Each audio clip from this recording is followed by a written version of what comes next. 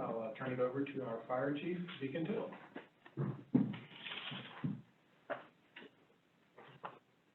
Good evening, Mayor, Council, citizens of Bellaire. Just like to open up with being an honor to serve for this community and be the Fire Chief of the Bellaire Fire Department.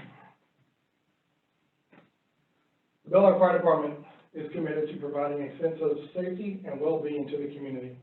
This is accomplished through life-saving emergency services in addition to fire prevention and extinguishment. The department accomplishes this through an overall approach that is professionally compassionate during a person's time of greatest need. We treat the city, the department, and each other as family. The staff is dedicated to the profession and makes it a top priority. We serve anyone and everyone that lives, visits, or works in the city of Bellaire. We also assist other cities via automatic and mutual aid agreements. We have a motto in our department, and that is everything is our job. We are here to serve in both the emergency and the non-emergency setting. We meet a lot of people in our community, and majority of the times when we get out, it is in a very not so good situation. But we do try to get out and reach the public in a non-emergency type setting where we can actually have good, calm conversation and get to know one another versus in a desperate time of need. So as a department, there's 4 major categories which I will cover tonight. The first one being emergency services, prevention and inspection, special operations, and administrative. Under emergency services, this is where we handle and take care of all the emergency responses, both in the fire and EMS areas.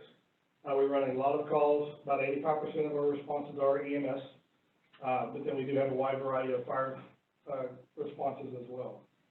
Under the prevention and inspection, this is an opportunity for our staff, our assistant chief and fire marshal, our part-time fire inspector, to be able to get out and educate the public and try to make a safer environment for those that may not understand what our fire codes are, or just being able to get out and meet the public through our PR events. We have our public relations team that is working hard to find ways to get us back out in the public. We're starting to do block parties. We were on a good step moving forward, and then as everybody knows, the pandemic hit, so we got creative. We were doing birthday parades, and different ways to be able to get out and reach the community through the restrictions that we were set forth in place. Our fire inspections, we're out doing inspections through our commercial structures on an annual basis. Between our assistant chief and fire marshal and our part-time fire inspector, we're able to, with the goal in mind, to be able to go to every business in the city of Bellaire and do an annual fire inspection.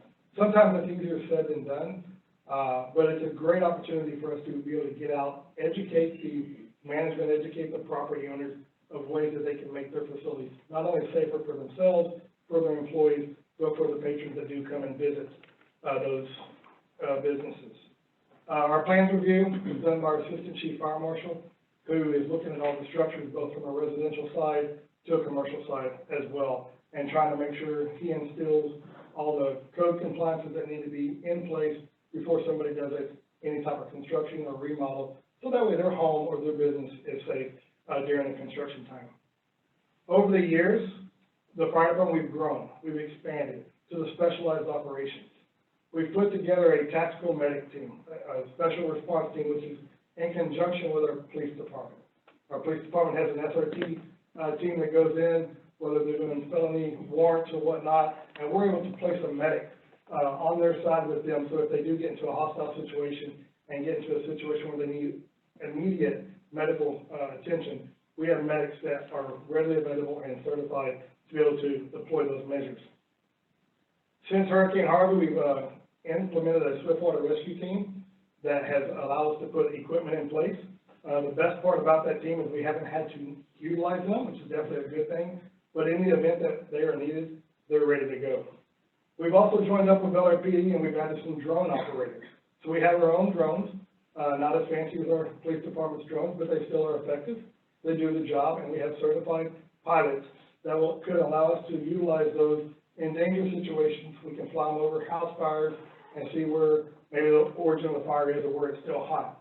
And then we have our honor guard, which is definitely more of a non-emergency type setting, but one that is there to help support other agencies or our own department too.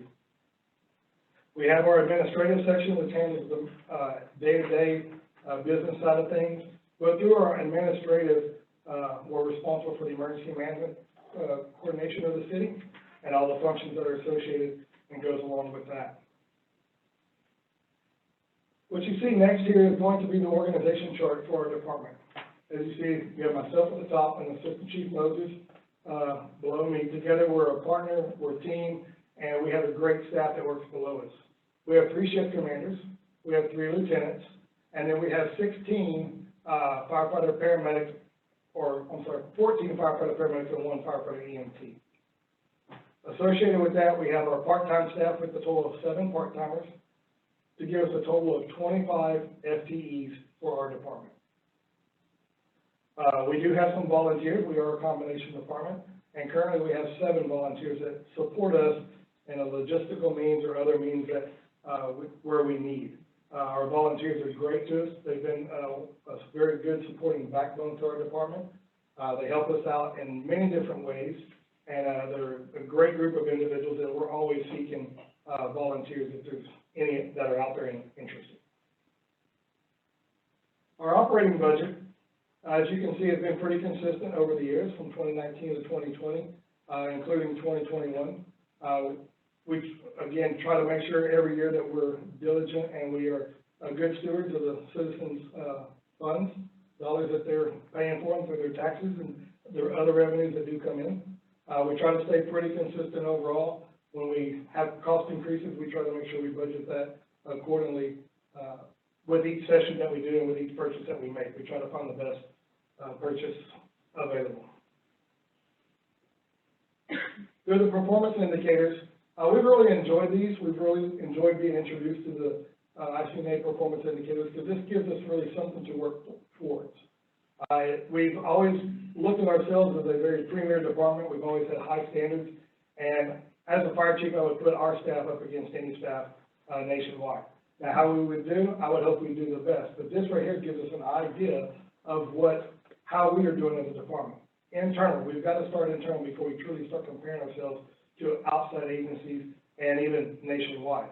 And these performance indicators help us do that. With the transition that we've made over the years with the updating of our records management system, we're able to see the statistics and really see and do a good internal review of our department and see where we are across the board. As you can see here, there are 5 different performance indicators on this slide, and if we switch to the next one there, we have an additional 4 performance indicators that we have gone out, we've shared with our staff, we've explained the importance of each of these, and I can tell you not just these performance indicators, but we have set indicators in our own department ourselves to give us something to shoot for. And, you know, we're open. We see things that we are not strong in, we definitely work harder. We make it known to people. If our response time is lacking, we let our staff know so we can find ways to see where the issue is, so we can correct it, because seconds count. And that's one of our main objectives. We want to make sure that from the time we receive the call till we respond to get on location, that we are taking advantage of every available second to do that in a safe and efficient manner. Our management projects that we've currently been working on during FY21 is we currently are working on a review of options for establishing a second Medicare for the city. This is being done with requests from area agencies to help reduce the load. We're also doing this to help maintain a high level of service in which we provide, and also because of response times. We have great relationships with the city of Westview. We have great relationships with the city of Houston. This level of service is different between those agencies. The response time, as we know, they're coming from, across the tracks. They may get delayed by a train. Or the city of Houston, we may not know where the next incoming unit is coming from. Even though they have stations around us, if they're not available, then we get the next closest unit. So there are times where the response time from outside agencies are a little delayed. But we are working on all of that to try to make sure we can provide a high level of service for the citizens of Bellaire. Some things that we are providing from an agency standpoint is we're going to be administering blood out in the field. We're going to be doing ultrasounds out in the field, and even looking at doing finger thoracotomies out in the field, just to help increase the survivability rate for the situations that we do encounter. With the blood, I know that may be a little eyebrow raising a little bit, giving blood out in the field. We've already had 6 calls this year alone. We could have given blood that could have maybe enhanced the potential outcome for that individual. And we're also been addressing the billing disparities that we've come across to help offset any type of cost that we may encounter with the second Medicaid unit. That's part of been with the fee study schedule that we've been working on with Terrence and his crew and the rest of the department to try to help with that. As we move into FY22, we're going to hope to implement possible fee schedule and structure changes per the fee study findings.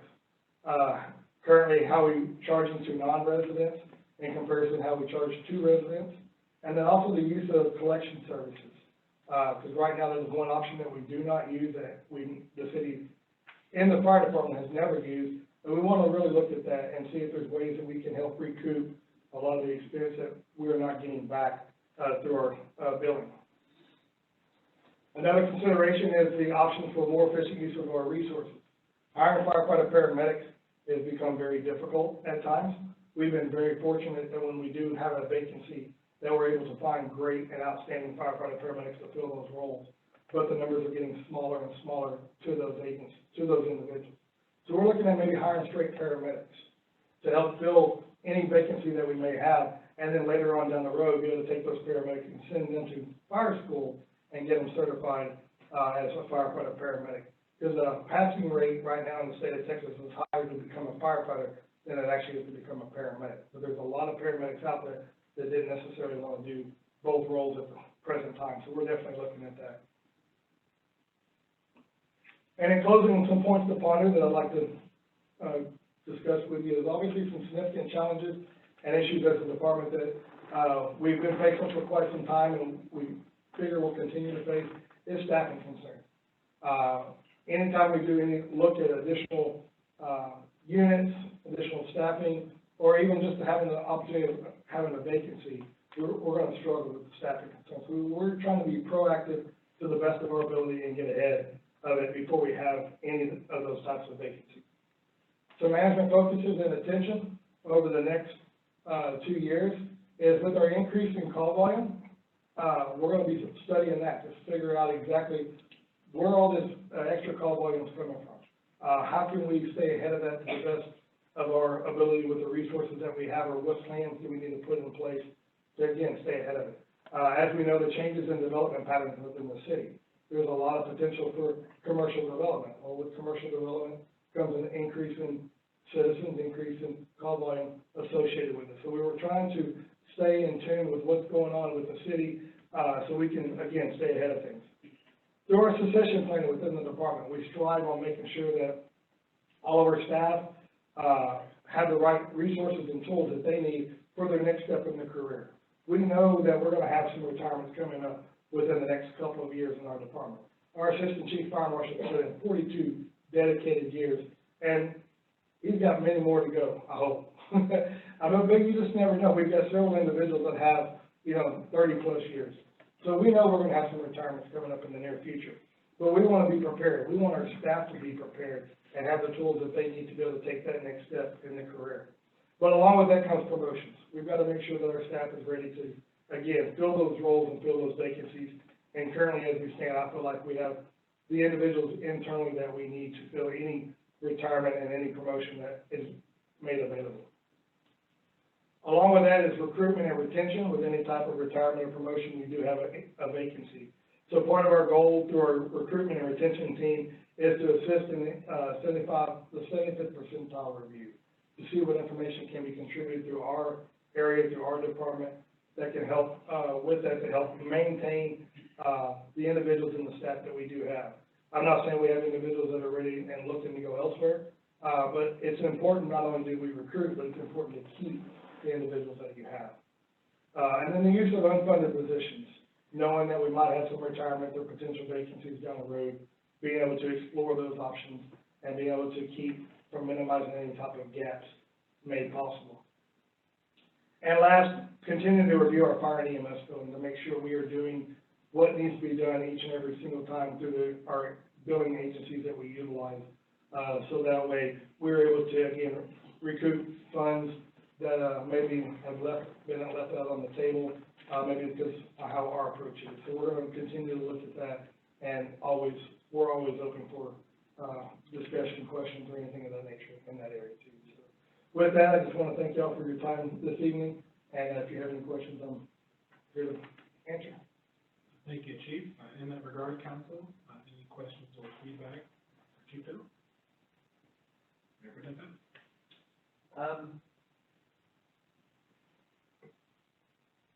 So with the freeway and the new interchanges there, what effect has that had with regard to responses, number of responses, frequency, time away? Have you all noticed?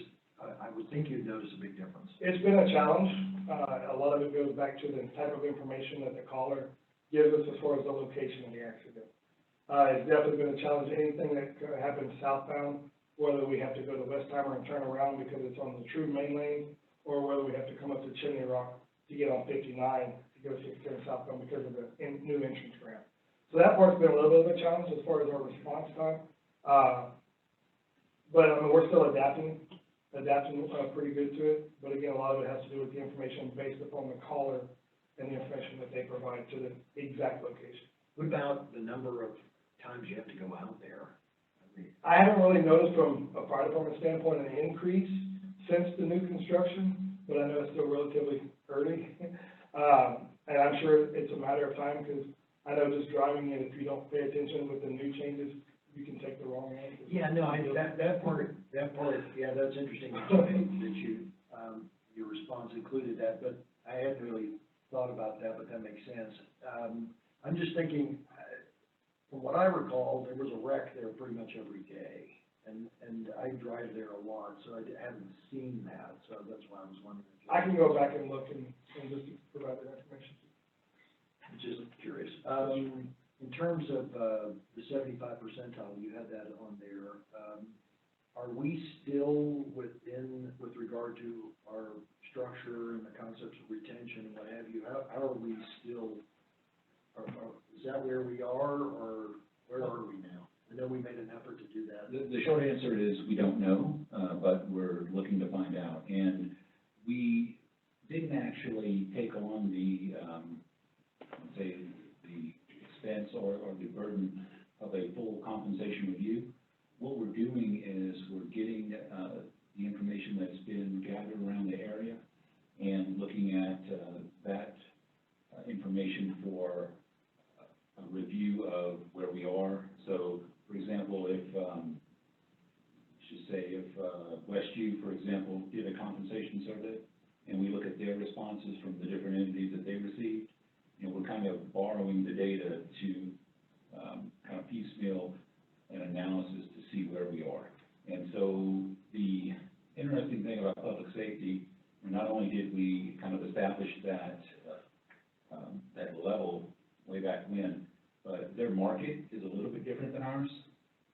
So when you're talking about fire, for example, you're going to have like the Memorial Villages Fire Department, which is kind of an amalgam of a few different cities. You're going to have some of the ESDs in the area, that sort of thing. Police, you'll have some of the ISDs, the sheriff's departments, that sort of thing. So the market is a little bit specialized for public safety, and we think we have a pretty good handle on a majority of the data now. And what we're going to do is compile that and run those numbers and bring that back to you all once we kind of start diving into the budget discussions. But we're in the middle of kind of getting all that information, albeit secondhand. Right. Okay. Well, good. Well, thank you. I'm glad I asked the question. So because I think that's certainly has been priority with regard to public safety on both the police and the fire side, and it's good to know where we're sitting. Thank you very much. Thank you, sir. Councilmember Lewis.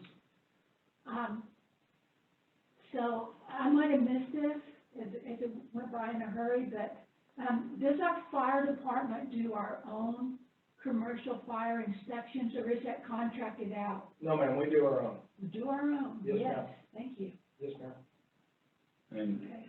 just to clarify a little bit, maybe you want to explain exactly who performs those and kind of how we manage that workload? That's enough. That's fine. Oh, you did? The Okay. answer's sufficient. That's the answer, sufficient, yeah, so, yeah, and this is very minor, I know you might want to chip in here. Somebody mentioned the little blue reflectors that are in front of fire hydrants, Yes, ma'am. but a lot of them are missing these days. Yes, ma'am. Are those gonna be replaced, and, I remember from when I was here before that came up, and what we did at the time was to not only look at the construction projects that we had going on and make sure that those were specified in the plans, but we had also taken a look at the inventory and just kind of gone out with the asphalt, and, places there. I think, we are due for a review, and I've talked very briefly with, Public Works Director Mike Leach about that, and I think that's gonna be something that we should be able to, really start to take a look at using our inventory data, I would assume in FY '22. follow-up question?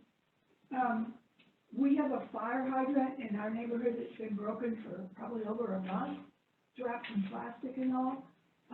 And you could address what the timeline for fixing it, but does that put someone at risk when there's a fire hydrant, or is it covered with, or do you cover the neighborhood with other? The area is still covered with the additional hydrants and all that. Okay, Yes, ma'am, so it's still covered. okay, Some of the hydrants that we have, and I've actually spoken with Councilmember Pampas about another one.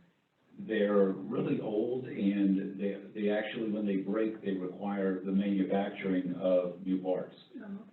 So that typically kind of puts things months out, and I would imagine that's the case for the one that you're referring to. But if you want to send me that address, we can double check on that. okay, thank you. Member Hudson? How many medic calls do you get a week? Ooh. Just ballpark. Yeah, ballpark, I would say 20 to 25. We average 3 to 5 a day, so maybe a little higher, a little lower, but Of the 20 to 25, what percentage are residences? residents of Bellaire, I'm gonna say mostly about 40%, 45.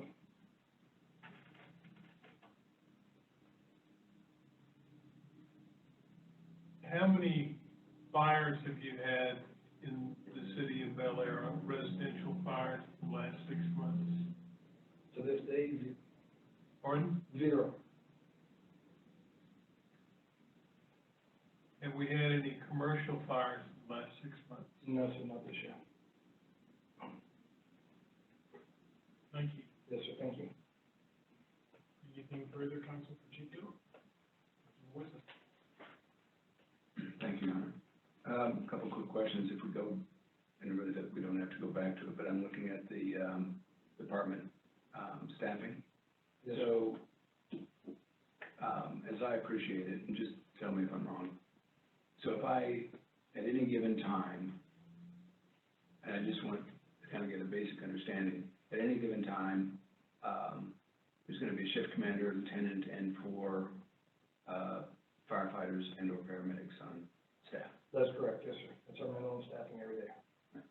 So, so sometimes, and look, I'm just trying to get a basic understanding. So if there's an accident on the freeway, for example, you might actually call out an ambulance, and how many people would be in the ambulance? We're 2 on the ambulance. And then you might also have a fire truck because you might need to block traffic, or Correct. it might be a fire, right? Correct. So how many people would then be on the fire truck? Be 3 on the fire truck at a minimum. Okay. So at that point, you'd have 5 or 6 out of your 6 people would be out. Yes, sir. And then, so at that point, I mean, I just, again, trying to get kind of lay of the land. So at that point, if a call came in, that's when it would roll over to, Houston or Westview or whatever. Yes, sir. And just, with that scenario, before they roll it over to the other agencies, we'll always contact our shift commander to see if one of our units are available to break free. If not, then it rolls over, yes, sir. Okay, so for example, they didn't need the ambulance at the accident, then that ambulance could go. Yes, sir. Okay, all right, well, that makes sense. Just wanted to kind of get a lay of the land, and how many people in the vehicle and stuff like that. So when you say a minimum of 3 in the, so if you had a fire and it was a bigger fire, hypothetically, you'd have more people than 3. We would have a minimum of 3 every day, and then if we have a fire and the ambulance is in the station, we have one person that rolls over to the engine, so we roll out with 4. Okay, great, I appreciate that. And then, with respect to some of the information you have here, like the increase in call volume and so on, I mean, we can get those statistics, right? I mean, that's something that we can follow up with. Absolutely, yes, sir. Sounds great, thank you. Thank you. Seeing nothing further for Chief Tittel, that concludes the presentation. Thank you again, Chief. Thank you.